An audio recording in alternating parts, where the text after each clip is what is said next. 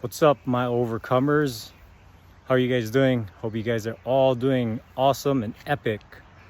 Today, I wanted to share one thing with you, and it's something I call the 100-day micro gong. So, a 100-day gong is a Taoist practice, and it's about developing the habit to do something 100 days in a row. So, whatever habit that you're trying to develop, you do it 100 days in a row. And any moment that you fall off of that 100-day streak, you start the gong practice all over again. What I call the 100-day micro gong is based on setting a goal that is something easy for you to hit. So it's like a micro goal. So the first things first is you want to understand your one love, which I've talked about, I think, in my first or second post. Your one love, your big dream for your life, for what it is that you see your highest potential as regarding relationships, regarding mental, emotional, physical health, regarding your ability to serve humanity and express and honor the gifts God has given you. What does that look like? And this is very different from a goal that's based on materiality and accumulating more money and accumulating a big house and lots of fancy cars. This is a goal or a dream that has to do with the highest quality of your existence and how you can contribute to humanity in the greatest way possible. So what you would dream that to look like. Identify what it is that you see yourself as far as the highest expression, like how you are in relationship, how you talk to yourself, how you behave, what kind of characteristics you have, what kind of circle of friends you have. Are they trustworthy? Are they uplifting? Are they inspiring? So when you identify your one love, the second thing you want to do is understand the Hippocratic Oath. The Hippocratic Oath, which was developed by Hippocrates, is stated as first do no harm. First do no harm.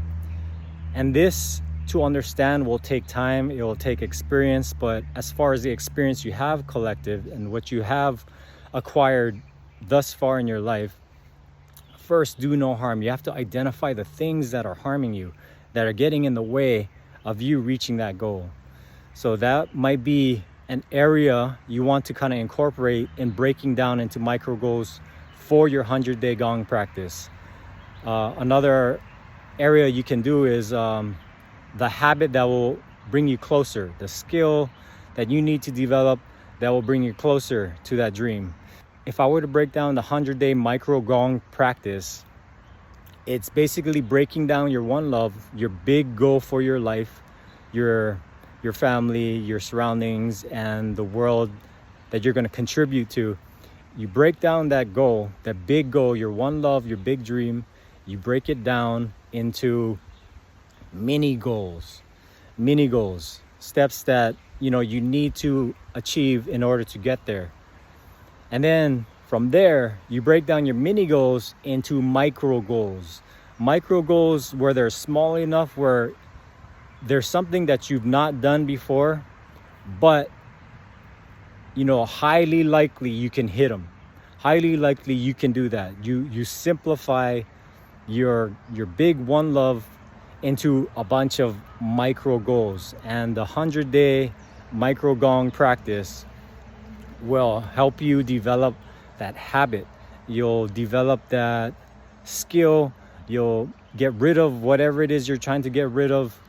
But it's about developing consistency. It teaches you consistency. Another thing about developing this discipline, the more discipline you can acquire, the more discipline you can develop within your own character, you begin to trust yourself more, which is essential for you to trust your soul, to trust God, to trust the process. It's essential for you to trust your own intuitive judgments, your own intuitive hits. Without being able to trust yourself, you will not be able to trust God. You will not be able to trust your own soul. So it's important. This 100-day micro gong practice is essential for you to develop trust within yourself.